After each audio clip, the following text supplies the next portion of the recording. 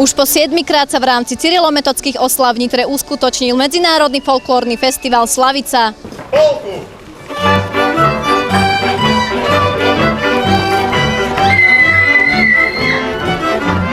Festival prezentoval folklórne súbory z jednotlivých slovanských krajín. Propaguje Nitru, Nitriansky kraj i Slovensko v zahraničí. Prispieva k obohateniu kultúrno-spoločenského života v meste a vytvára tradíciu stretávania sa slovanských národov. Pôvodnou myšlienkou festivalu je, a tu sa snažíme aj naplňať, aby sme keď je Sviatok Cyrila Metoda a k nám do staroslovanskej Nitry pozvali slovanské súbory, ktoré sa prezentujú tradičnou hudbou, spevom a tancom. Takže je to o hudbe a tanci a speve slovanských národov v ich folklórnom prejave. Na 7. ročníku festivalu Slavica sa predstavilo 5 slovanských štátov. Folklórny súbor Furmani vznikol v januári v roku 2004. Je to vlastne pokračovanie takých detských folklórnych súborov, ktoré v Nitre pôsobili. Postupným časom počas tých 10 rokov, pretože v minulom roku sme oslavili 10. výročie, sme sa vyprofilovali na taký konkurencieschopný súbor. My jsme už takový trošinku teďka momentálně starší členové.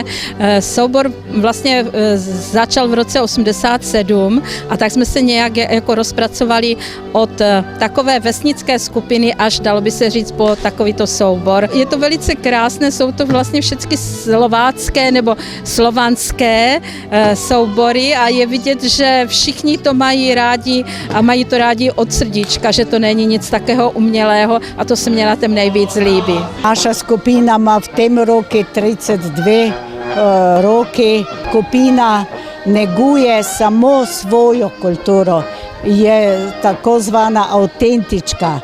Ne delamo drugih regionov po Sloveniji, ampak samo svoj region. Milovníci folklóru si prišli vychutnať ľudové piesne a tance aj napriek vysokým letným teplotám. Je to veľmi pekné, malo to úroveň. Festival je prekrásny, tak ako každý rok. Tá všeho chuť je z toho najlepšie. Počas 7 rokov sa na festivale odprezentovali takmer všetky slovanské štáty. Občianske združenie Slavica sa snaží meniť súbory aj z rôznych oblastí, aby bola odprezentovaná celá škála folklóru zo slovanských štátov. Z Medzinárodného folklórneho festivalu Slavica, Soňa Kušnírová, televízia Nitrička.